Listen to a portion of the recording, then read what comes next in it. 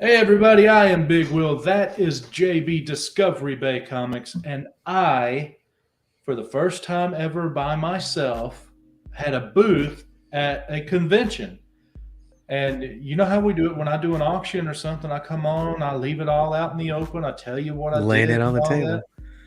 Let's do it for the Dude, convention now. I've never done this before. I'm super excited for this show. When you first mentioned, just the idea of you setting up at a show, I was like, man, I can't wait to see how the numbers flush out for this. Excuse me, this is the school. That's okay. But anyway, so what I did was I set up the booth. Of course, I had my buddy with me. He helped me set up and everything. And this time, I had a wall. So we had a wall that we did. Morning, Tina. And I had all short boxes instead of long boxes this time. They're much easier to work with. And I was able to do the math and plan out exactly how the 8-foot table we received was going to be set up. So Right. we were super organized. We just had to unload it and just put the boxes where they were supposed to go, and boom. Do you have we any were of the done. still pictures from your IG? Because I know you had some great pictures on the IG. Yeah, I had some pictures on the IG there. I let y'all look those up if you go to my IG, which is right there. Right there. Check out the And, still yeah. photos. No, So what was the I was busy, estimated so I didn't get attendance? as many photos as I wanted, but I did manage to take a few. What was the estimated attendance for this show, and what was the hours of operation? Well, the hours were Friday, Saturday, Sunday. Friday was 3 to 8, Saturday 5 10 to hours, 6, Sunday 11 to 5. 8 hours, Yeah, so 6 hours. All I right. did, let's see. I forgot what I was going to say. What did you ask me? Oh, yeah, the attendance. The attendance. Uh, The attendance. I don't have the actual number, but judging from last year, if we didn't reach it, we probably hit close to 10,000 people. Over the course of the 3 days. Okay. Yeah. And how did you do? Well, I obviously I didn't do as good as I hoped, but the first if day, you break it down into Friday night, can you just tell us Friday night first? Did you have a number for the I end of can Friday tell night? 'Cause you have you, I 5 can hours. tell you what I did Friday, and then to make it easier on me putting it in, I did everything as on one day, put it all together. Okay. But on Friday, it Your was load in? 3 to 8. How many hours And- did you spend in your load in? How much time did I spend on load in? Yeah. The actual load in? Actual physical time. Time The is actual money, physical time baby. on I'm loading trying to was figure out the total number of hours you've got invested One. in this little project. One. One. I told you we were organized, man. But I got in the line on the street at 4:15 Thursday. We actually got to our booth to unload at about 7:30. So those are hours, man. So you Yeah, gotta but get those were just in waiting there. in line. Doesn't matter. Time is money, man. I know. I'm counting the gas. Don't All you right, worry. all right, But all right, all right. I'm just saying that was just the wait. Tell That's me how sales. long it was. Sales. Friday night. Right.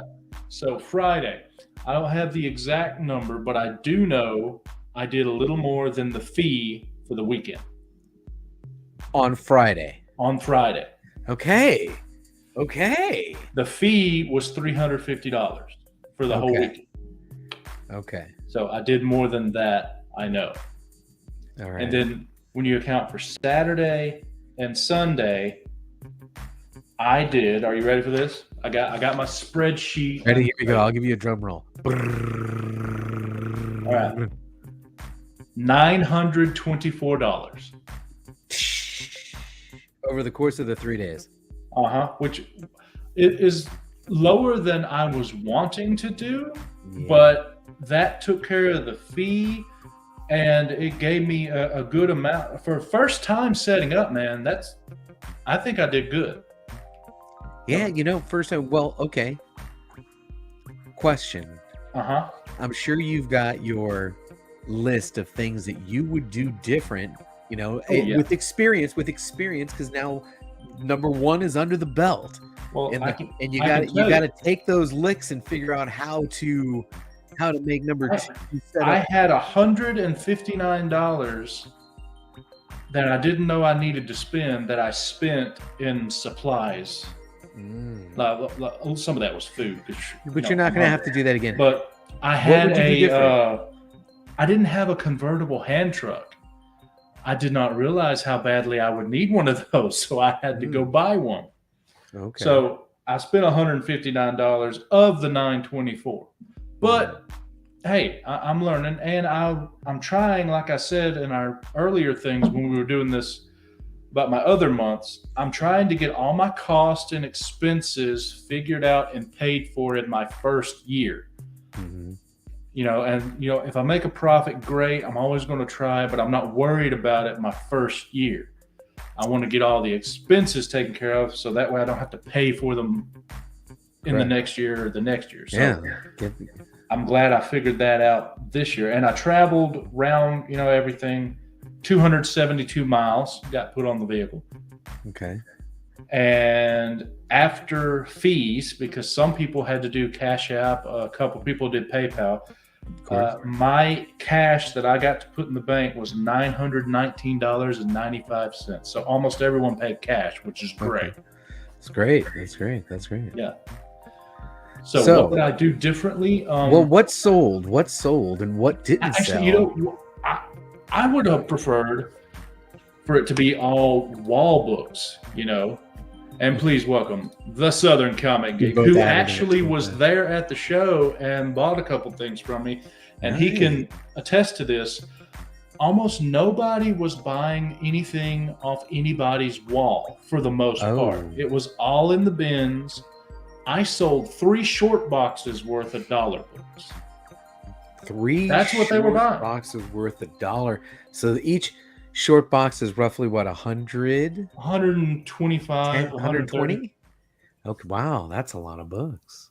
And I brought 6 omnibus. I come back home with 1. Very nice. So do you think that the wall books were just I just didn't have as good a quality. You didn't have the right books? Yeah. I had some budget-friendly stuff on there, but, they're budget, so most people probably already had them. Yeah. The wild books that were on there weren't mine. Like, my buddy brought his Hulk #2. He brought first Juggernaut, X-Men. Did anybody even ask about them? Oh, yeah. Yeah. They asked about his books. I didn't sell but 2 of mine off the wall. One was $35 because Roy Thomas wrote it and he was there. So someone bought it to sign it. And then Creamer and Cash were there as attendees, and I had a Daredevil she didn't have, so she bought it for $60 off the wall. Hey, sale's a sale. But you want to know what surprised me that sold extremely well? What's that? See, I had bought an Art Germ portfolio a few years ago that has tear out posters, of his work. Yeah. And I also bought an Alex Ross one where he did the full bodies of the Timeless covers that he did. Oh, full bodies of the Timeless. Yeah, as the posters. Cool. Yeah. And I put them all in a little poster folio thing, and I put $5 on them. And you pay each one. And I didn't sell a single one of them. Oh.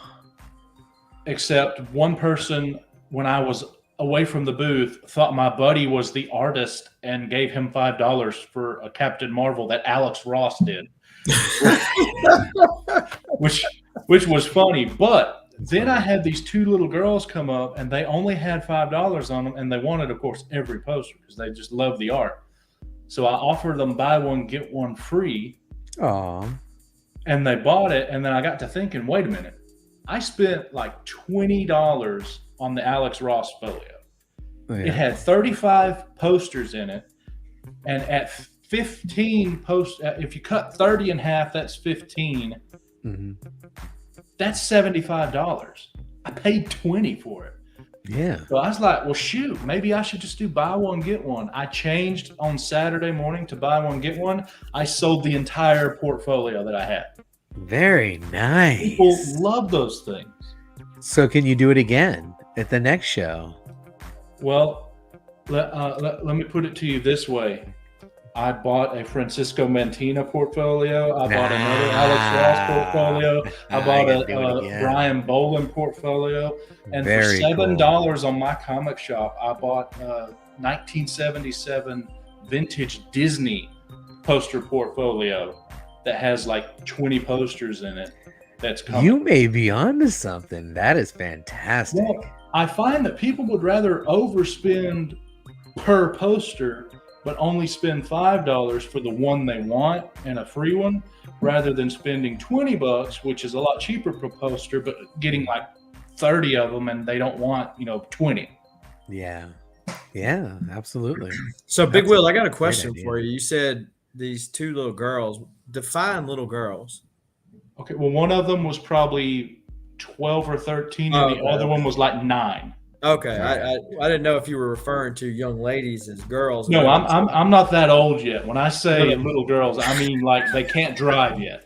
I was like, oh, okay, he had another reason behind that deal there. Another thing I did was I wouldn't sell anything off the wall.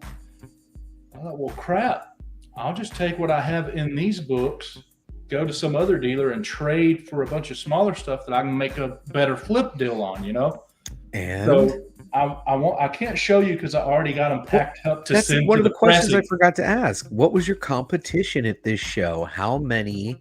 I was one of 3 dealers there that had dollar bins. Okay.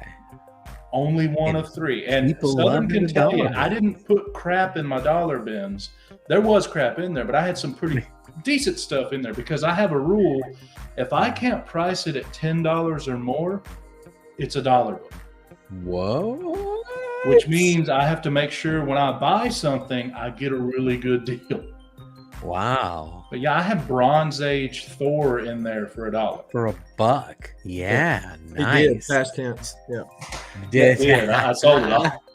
So of the stuff I traded, I have some already boxed up to be shipped to the comic chiropractor to then get graded. So I can't show them to you, but I'll mention that one of the things that they was a Batman 614, which is the Punchline cover that Jim Lee did, where he's choking Joker out. Okay. Dude had it for $10, so I traded, we considered it $10 worth, but he didn't notice. It has the potential to be a 9.8. And it's a newsstand from 2003. Ooh, very. He didn't know that. So hopefully that's going to turn into $100 by me putting in another $25 to get it graded. And then he had something weird. He had one bagging board filled with 4 copies of Bartman and Radioactive Man #1 for the Simpsons stuff. That's a good one. Yeah. Yeah, and I got to looking, and I could get like $150 for a 9.8 of those, or like $100 for a 9.6. He had 4 of them in one thing for $10. I got them all. Guess what? I think they're all at least 9.6s, if not 9.8s. They're getting graded. Very nice. So I think I did pretty good on my trades, and I did some other trades. Yet to be determined, though. Yet to be determined. Yet to be determined. I think I did pretty good, but let me show you some of the stuff that I got that I'm not getting graded, at least right now. You guys like this dude named, let's see, what was his name again? Oh, yeah, Neil Adams. Oh, yeah, let's check that. Very nice. 12 Senna. Yeah, and then I thought I was getting this for the PC. Turns out it was a double. So I got the better copy, and this is my old copy that I have now. That looks pretty clean. That one looks pretty clean. It is. It's every bit a $10 book. And then this one's pretty good. Very nice. Yeah, and then had this one not had spine ticks, it would have been great to get graded. Archie, huh? Yeah. And then this one, again, grade keeps it from getting graded, but it's still a nice book to have. Adam Hughes. Oh, my goodness. Adam Hughes, nice. Yeah, and then I got a couple anniversary editions, both newsstand. Spectacular, Newsstand, and Iron Man. I've been going through that. There's like still a couple I'm missing. I'm surprised at how many of those there were. How many are in that collection? Like 50? I had no idea. And then this is, of course, a Batman Adventures that people love the cover. And then I have some Hercules, Prince of Power #1. Got a Human Fly #1. I am looking for a #7. I've got the entire run of that except issue #7. Notice the blue tape on this? Blue tape. Oh, all 3 printings. Very this nice. Is first, second, and third print of Silver Surfer 50. That's a nice little pickup. And then this one. This was all on trade, right? Yeah, this was everything. I didn't spend any money on comics. This is all trade. Nice virgin cover, Vampirella. There's some people that might like that one. And then let's see. These are old books that I had. And then I did a deal with the artist that did the artwork for the show, like the posters and everything for the convention. He came over and I gave him a great deal on my dollar books. So when he came back with his cash to pay me, he gave me for free this cover that he did of Betty and Veronica signed. And he gave me this cover that he did of Shin? Josie and the Pussycats. Who's the artist? Is that Tim? Signed. That's Sean Price, I think was his name, or Pierce. Very cool, man. But anyway, he just gave me both of them free. I was like, okay. I'll take a free book. And then I just needed to round out some stuff with the trades. So I got a Combat Kelly Dirty Dozen #1.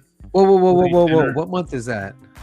I have no idea. You'll have to look it up. Combat Kelly and the Deadly Dozen #1. It says right there above the number. Oh, yeah. No, below the numbers. I'm sorry. June. All right. And then I got Beowulf #1. Yeah, Beowulf. And then this one, I wish the grade was better, but still, Newsstand, great cover. Oh, Pieta cover. Come on.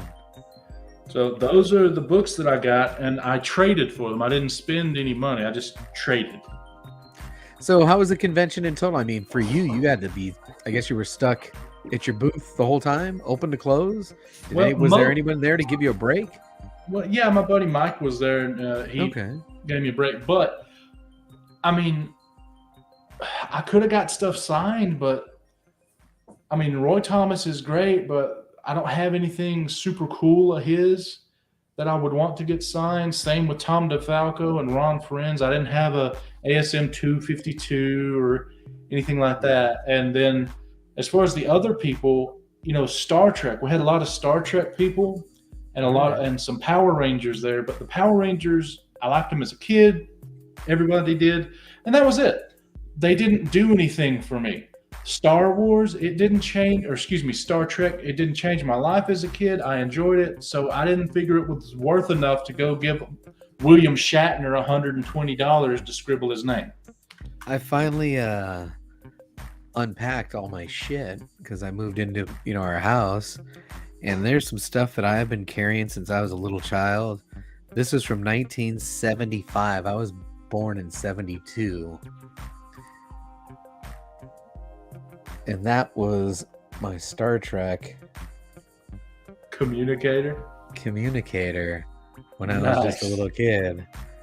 And I was 3, so someone had bought me some set. I don't know where the phaser was, but there was a phaser that went with this. It was a 2-pack. Yeah. Now, see, you would probably have a reason to spend the money to get something signed, but see, I don't. So the only thing I spent money on was artwork. Ooh, show us some art. Well, do you know it? I've already shown this before, but I had that folio, which apparently BCW doesn't make anymore. That's all white, made to put art on. So this is old one. Oh, that's cool. Pete Giffen. I already done that one. That was at Dragon Con in 2019, and then I did same convention. I got Joe Staton to do Power Girl. Nice. And then at this convention, Ron Friends, I was like, well, what can I have him do? And then I just told him, you surprise me. You do something, show off, fill the space. And he did the inside strip here where the magnets are and gave me that. Oh, cool. And That's then the best piece on it. And then I went to Brian Silverbacks, and the direction I gave him was, give me something mean. Just something mean. That's all I told him, and I walked away. And when I come back, he did the spine, and this is what I got. Oh, Jason, fantastic. And then I was like, well, shoot, I'm not spending any money on signatures. I might as well go to, someone else. But by the way, I'm never again doing anything from Michael Golden. No. Last year or the year before, I went to the Huntsville Con, and I had him do that, which is Rogue, character he created. But guess how much that cost me? This is how big it is. You can see my hand. Uh-huh.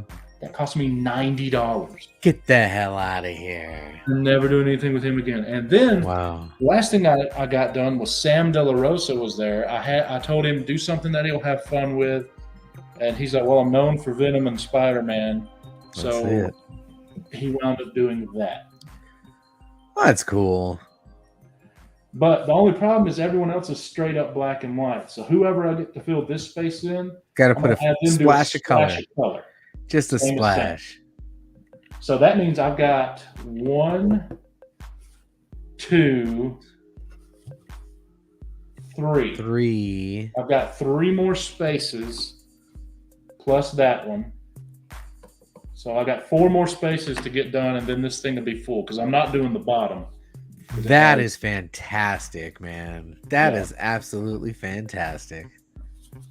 So that's what I spent money on, just that. Good stuff. Well, you were at the show, Jason. What did you think of it? What were your interpretations of the show? What day did you go? Saturday? No, I went Friday, and I was only there an hour Saturday before I left. Why? Too busy? Yeah, I got to get back. I had to get back by and I got everything I needed to do Friday. So I was able to get every signature up and hunt every bin that I wanted to hunt Friday. So like, hey, just take off Saturday. I should have found somebody because I had bought a weekend pass because the way they did it, which makes sense. The weekend pass was the same as what it would be to buy 2 tickets. And so, so I should have found somebody that was going to be there just Sunday. Could have blessed them with a free ticket, but or free pass. But no, it was pretty good. I was able to make several deals. I had I came home with about 3 short boxes worth of stuff. So good Lord, yeah. Well, part of one of those short boxes to carry 3 short boxes of shit home.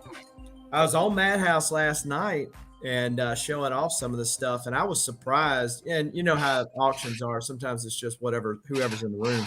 It depends on who's there. But, you know, I had 30-cent Marvel premieres. I had 20-cent Iron Man. I mean, and Thor's. Thor must have been the thing because I got some from Will and then I got some from several other people. 15 centers. I got a second Black Bolt. I'm not going to tell you. I'll tell you off air how much I paid for it. But, nice.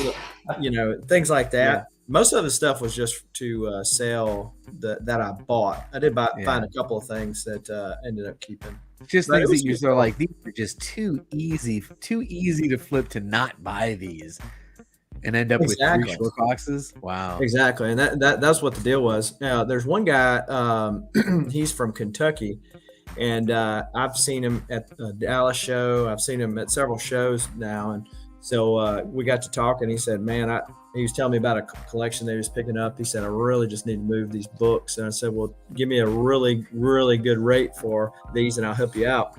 So I left with a short box from his booth. Nice. So it was a pretty good show overall. I was surprised Mario wasn't there. Will, normally he's at those shows. But Will, are you planning, you already booked your spot for next year? Did you get on that pre-enrollment? It's not possible yet, but they have the dates though. But as soon as they are, I'm doing it again next year. You're in? I'm trying to do a show in August. I got to wait for my buddy to see if he can get off of work. But I want to go to FarleyCon, which is in East Ridge, Tennessee. And apparently that one is a really great comic show. A lot of the other vendors keep mentioning it, and it's too early for me to get a booth, or excuse me, it's too late to get a booth. But one of the guys randomly dropped this off, Alabama Vintage Comic Show. So I'm going to try to go to it. Very nice. Oh, you got a pass. Okay, it's Pass? in Jetson. Oh, okay. Admission's $5. $5. So how could I? And it's like an hour away. So how could I not go? You got to go. You got to go. Yeah. It's an hour away. Come on, man. I've never heard of it, but hey, Ooh, vintage you know what? comics. You tell me no more. I'm good. Gentlemen, I am coming up on the top of the hour where I've got to get ready for this call I got coming up. Thanks for having me on. If you don't follow, make sure you're watching me on the Lords of the Long Box tonight, because I'm going to be hosting the show for the next couple of weeks. So we may have some. It's going to be a fucking train wreck, man. I'm just telling you. Come tune in tonight on the Lords of the Long Box. It'll be fun, and I'll catch you later. I appreciate you having me on. No problem, Yeah, I man. know, We'll I see. know. I'm coming. Now, the one other thing that I wanted to talk about was there was a guy. I've never seen him, but apparently he has a daughter that he sends to different booths to try and get people to buy his comics Okay. at like a super inflated price. Like his personal comic, like something he created or something? No. Like just a random, like an ASM 365 or something. Okay. And what's the one with Venom and Carnage on the cover? 361. Gold foil. ASM, what number is that? Venom and Carnage on the Venom and Carnage. Yeah, gold cover. It's an ASM foil. There's one with Spider-Man and Venom on the cover. It's 375, I think. Okay, well, it must be that one then. Thanks, Tina. Well, he had like a 375 in a 9.8, which is great, but Okay. I didn't want to pay $150 for it. Yeah. That's what she was charging, and then she showed like 4 books to me 3 different times, and I went and had to say no. But then she brought this Web of Spider-Man 19. It's a minor key, and it's an 8.0, which isn't horrible, but she apparently got tired of her daddy making her sell stuff. So she's like, just give me $20 and it's yours. And I'm thinking, well, now it's literally more than that just to slab it. Not ship it or anything, just the actual slabbing costs more than $20. So I gave the girl $20. And when I say little girl, I mean like 9. So, so I now have a new slab that I paid $20 for. So, I mean, I'm probably getting 30 out of it, maybe. I don't know. We'll find out. So I pulled up online. Uh-huh. So the Alabama Vintage Comic Show has a website. Yeah, I've been on it. It's kind of meh. Yeah, it's just nothing to write home to mom about, but it's talking about vendors and $50 for a 6-foot long table. $50 for a 6-foot. That's a good deal. Yeah. The Farley Con's $150 for an 8-foot table. So I mean, it's a 2-day show. I'm definitely, if my buddy can get off, I'm going to pay that to get in that show for sure. Yeah, this looks like kind of just a local show where a bunch of people knows where the stuff's at. But I got to tell you, one thing I love about the dollar books is I'm going to sell something. Even if somebody only has $1 to their name, I got so many random people that bought one book.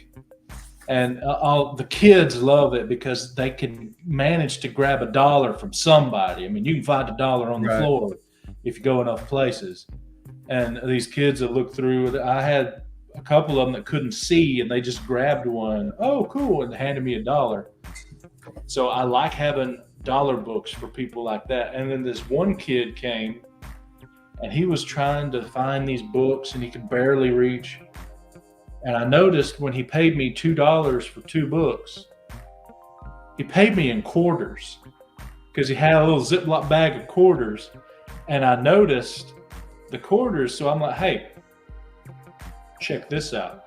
and I pointed to the short box I had of 25-cent comics that weren't bagged and boarded or anything. And his, yeah, he was like, "Where has this been all the convention?" So he managed to get himself like 6 more books, and I just charged him 4 more quarters. So I love being able to do that. Yeah, well, it's fun. Plus, you get to move a couple of things that you probably wouldn't have moved otherwise. And then, thirdly, I mean, I think that this is where the true believers come in to play, because that's kind of the gateway drug, right? To get somebody into comics. That's that the higher prices are pushing people out of. But and that's important. So I might have missed it because I came in late. Did you talk about how much, or were you going to talk about how much money you made at the con? Because I know that previously you've kind of kept that up. Red's bad, right? Red's good, man. Oh, red's good. Okay. Yeah. All right, cash in, total sales. So 924, that's your net, or is that gross? That's gross. After fees and everything, $919.25. So that's after the booth fee, the taxes that you. No, I don't. That's all on the list as something different. And actually, my booth fee isn't on this because it was paid last year, so I can't use it for this year's tax information. So that's why it's not on here. But it's $350 is what the booth cost. Okay. And I had to spend an additional $159 on other stuff, and that's it. Okay. So everything else is just a matter of how much my books cost versus what I sold them for. So I made $920, almost all cash. So I think I did all right. I was. So would you say about once you subtract all the fees, if you were paying those, that you'd be somewhere around 50% of that, or 60? I would have been a little over 400. Yeah, I mean that's still good. Hey, I think there's some kind of squirrel or something doing something over here. Let me check this out if you don't care. Entertain the people. Yeah, so Big Will had an ADHD moment, and he said, "Oh, look, squirrel!" And so he is off to play the Terminator when it comes to rodents. So sounds like Big Will had a good time at the con. I know I did, because I didn't have to sit there and wait for everybody to come by. But and so it was fun walking around. My youngest son went with me. He's 5, so he went with me, rode around the wagon. Actually, at one point, he tuckered out, couldn't handle the excitement anymore, and he was gone. So this is a picture of him in the wagon, which I'm known for. This is the wagon that I take to all Comic Cons. As you can see, I load up. So the only problem with this wagon and the con on Friday was it was raining when I went to leave. So I had to literally leave the wagon. I picked him up, took off across the parking lot in the rain, come back. So thankfully nobody stole anything. Come back and little by little take my comics out. Luckily it was not pouring rain. Luckily it was not pouring rain, but that he so we had to do that. So that was quite the entertainment. Saturday was great as far as weather was concerned. And when I got there, it was already getting busy, and I got there before time to be there. But so Will, tell us, did you play the Exterminator? Or did you I have no idea what that was. I hope it's the garage, because I can hear in the garage really well. I'm hoping it's just an echo thing. But anyway, that's the beauty of being a vendor. I got to park underneath the show floor, so I didn't have to worry about that rain when I was unloading. Yeah, I was talking to Brian Silverbacks, and because he's lost a lot of weight since. Oh yeah, he has. I didn't recognize him. And so we were talking about it. And I went to leave. I heard boom. I said, "Oh, great!" So Yeah, it's quite interesting running off across the thing, hoping that my comics will still be there when I got back. But yeah, so it sounds like you had a good time. It was definitely, when you can make that kind of spread worth it for your 2.5 days or 3 days once you talk about getting everything priced and moved into the stuff. I mean, so 3 days worth of work, pretty nice. Yeah, I think I did all right for my first time by myself. Because the first year, for those that didn't watch it a year ago, Southern Comic Geek bought the booth, and then I just joined him, and he wound up selling almost nothing, but he bought plenty of art, and then he had to leave. So Saturday and Sunday at the show, I had a booth with no wall, that was just a few long boxes that didn't even take up the whole table, and no tablecloth or anything. And my buddy came, and we did the rest of the show. Oh, so boy. it wasn't the best thing. I mean, and there were some mistakes we made this time. Like, our wall was 6 foot wide. And I don't know if you caught this, but the little sheet we had behind it was not 6 foot wide. I know what it is now. It's the birds in the chimney. But anyway, the sheet was not 6 foot wide. So it only covered some of it and was sort of done that way. Yeah, you start talking about him, he shows up in the chat. Yeah, there he is. But anyway, yeah, but dude, I also realized doing my signs like I did, sticking up above the back that taped on, rather than writing or doing something permanent to the boxes, was a good idea. But having some of them right here and then some of them in front was not a good idea, because people had to bend the stuff to get to the box behind it. And then some people didn't see what was written on it. Like, I had a Star Trek box for all the Trekkies, because we had 3 people from TNG and William Shatner there.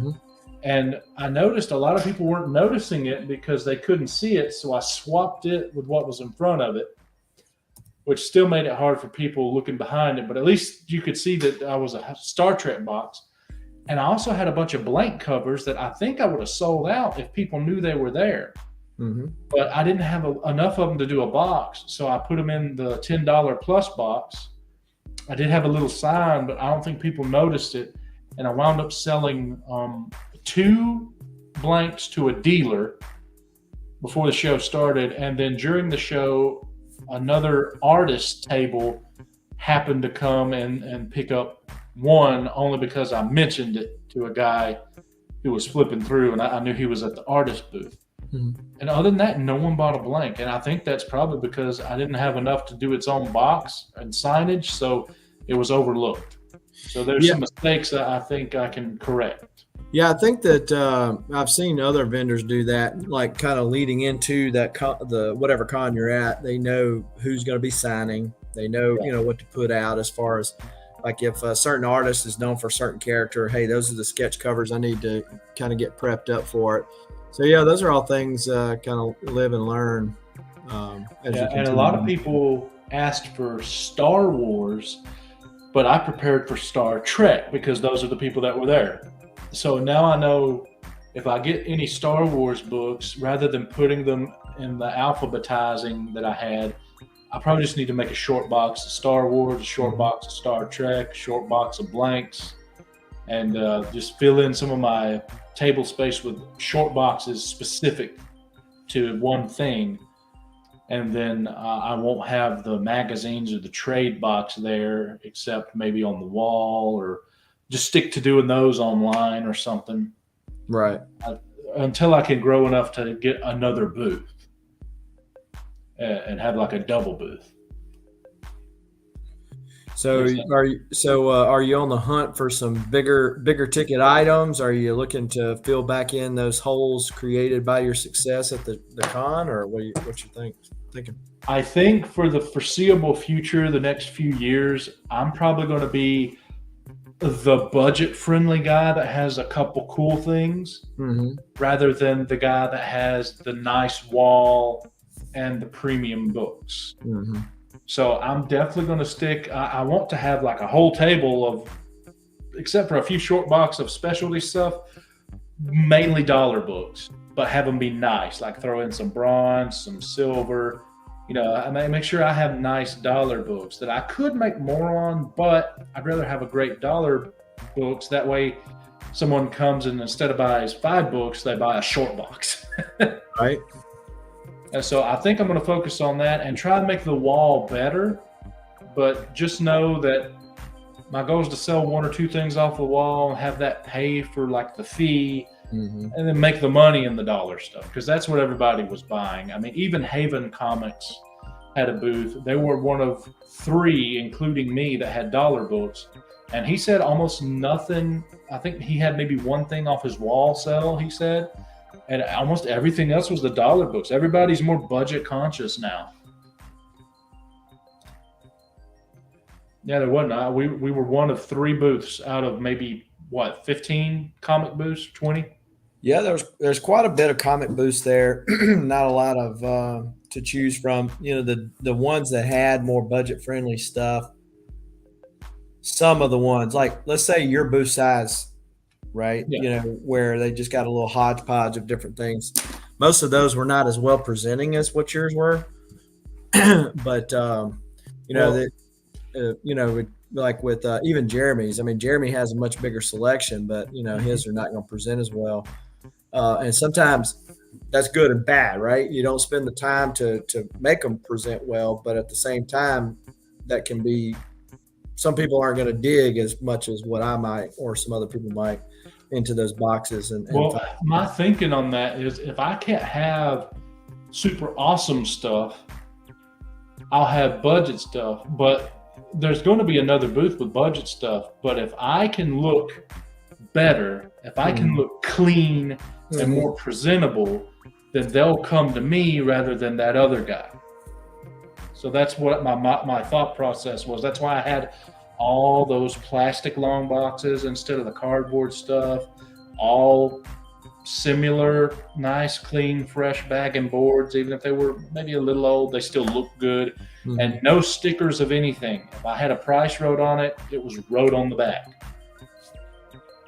Yeah, and there was a couple that I didn't pay attention to the back, but that's on me.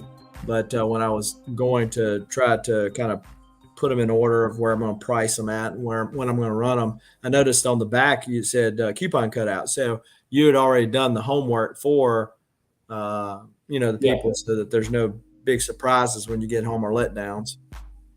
Yeah, well, thanks to me putting most of the stuff like that for $1, I don't really worry about it because it's a freaking dollar. But Right. if it looks nice, but yet there's something cut out of it, like a coupon or a Marvel stamp or anything like that, I'm going to notate it. Or if the condition's just crappy or it has some stuff missing, it's going to be either in the 25-cent bin or in a bag and board less. I had some things, not many, but some things at 75 cents, 50 cents, a quarter, 10 cents, and I had 1 book that looked so bad I put a nickel on it and threw it in the box.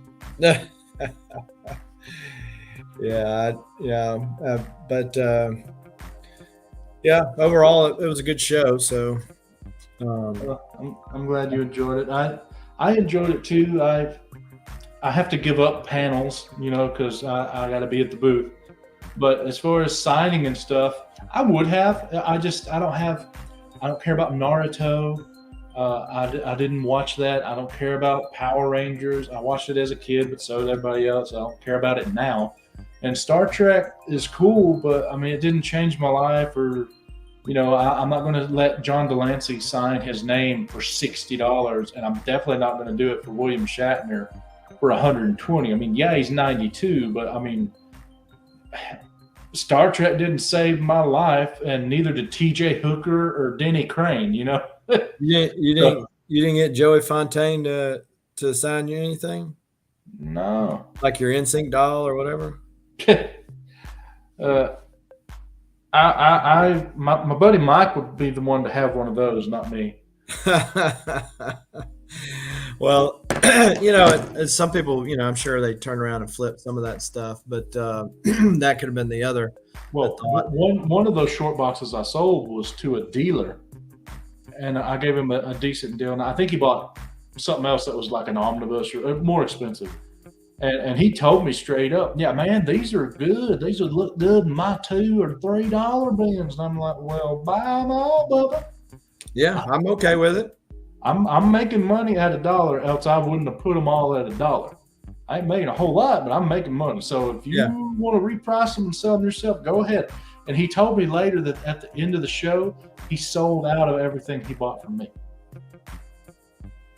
Yeah, last night was the first show that I've had since being back from Huntsville. And so I was filtering through a bunch of stuff last night too. Yeah. So he's telling on you, Will.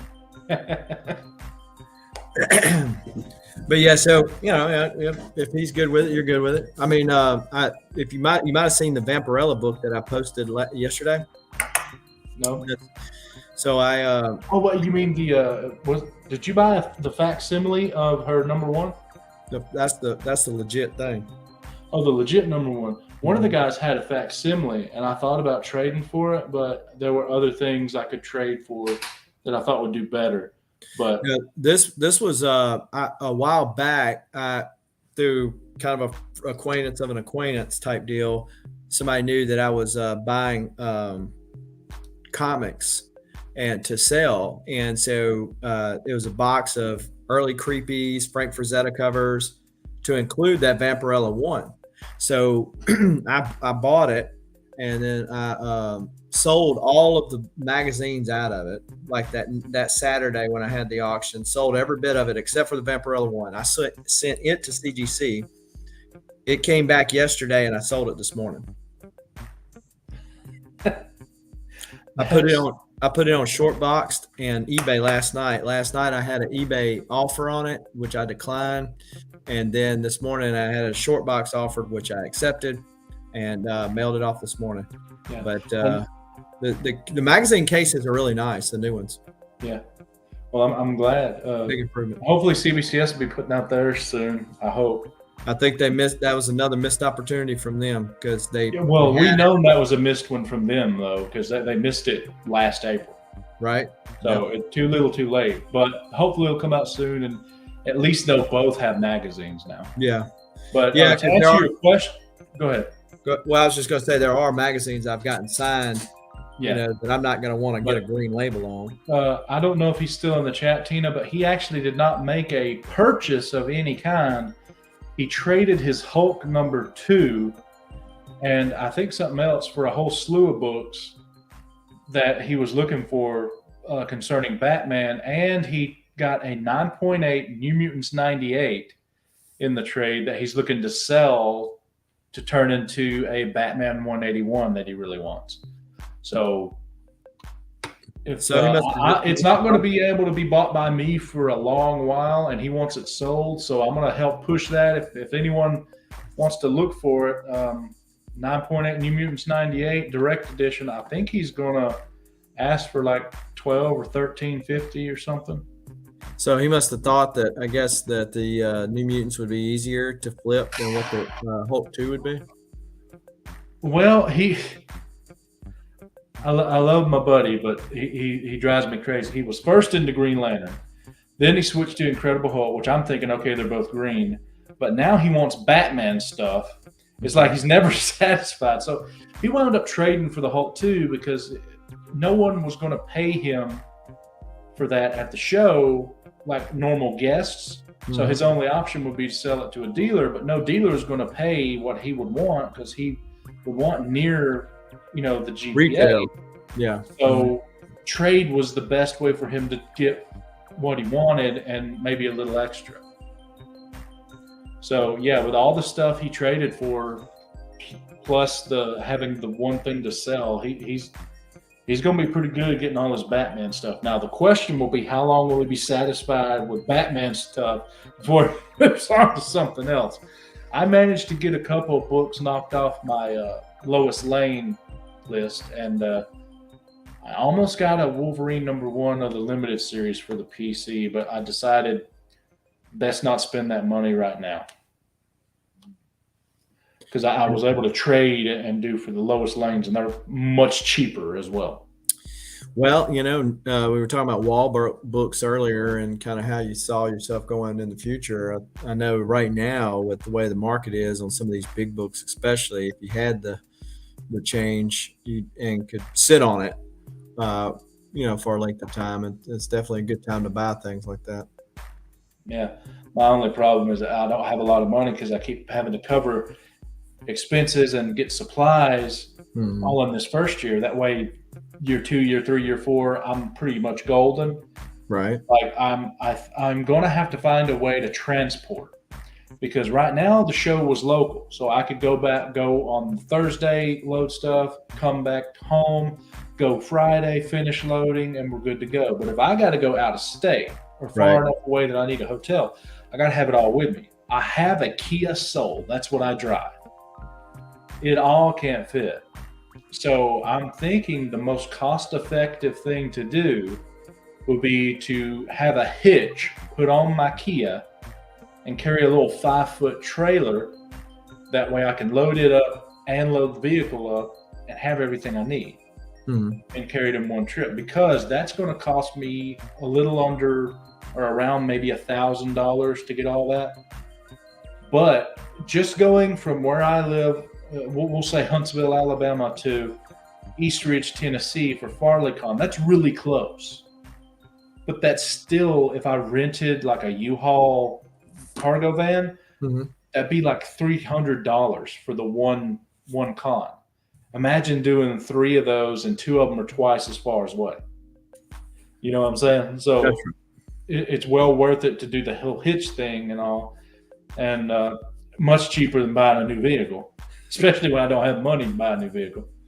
Yeah. You start having to have and either big wall books or a lot more of what you had at the show this time, because you got to make a bigger margin to pay for all those hotel rooms and all that kind of stuff that comes with that. So that's something I got to think about. And I didn't have a convertible hand truck, so I had to go to Harbor Freight and pay $109 of what I made.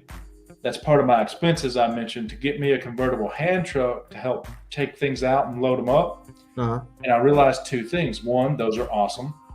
And 2, I need another one, because we had to make a couple different trips. But if I had another one, we could have made one to the vehicle, load up and leave. And I'm thinking that alone would require me to have either another vehicle or I couldn't make 2 trips to wherever I'm going if I got to stay somewhere. So again, either rent a cargo van or hitch and trailer. And I think hitch and trailer is the much more cost effective. So I'm definitely probably going to work to doing that sometime later this year.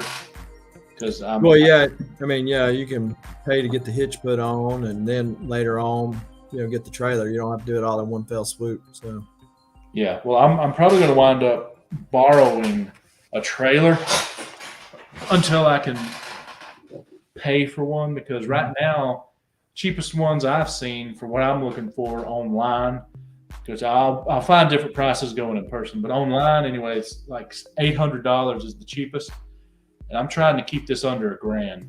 So you want a covered trailer, right? No, I don't have to have a covered trailer. That's what tarps are made for, dude. Okay. I mean, that'll solve the problem with rain, if that happens. And I don't plan on setting up outside, so. But I forgot what I was going to say. Oh well, but anyway, I'll try and keep it under 1,000. And I might, my buddy Mike, his brother made our wall. He's a welder. I might see if for $500 he could just build me a trailer. that he could use at the house. So that might work because I didn't have to pay for him to make our wall. I traded him some equipment that we had around the farm, and I was able to get it done basically for free. So that was useful. Sure. Well, appreciate the invite, but I'm gonna have to get off. I got a conference call in just a little bit. Well, I'm just making up stuff to say now. So okay. That's okay. Well, we can just end it then. But hey, thank Mike for stopping by. And of course, thank you to Tina for being here the whole time. Thank you to JB and Southern Comic Geek, Jason, for being here and talking about this. And this was, in less than 1 hour, the after action report for the Huntsville Comic and Pop Culture Expo.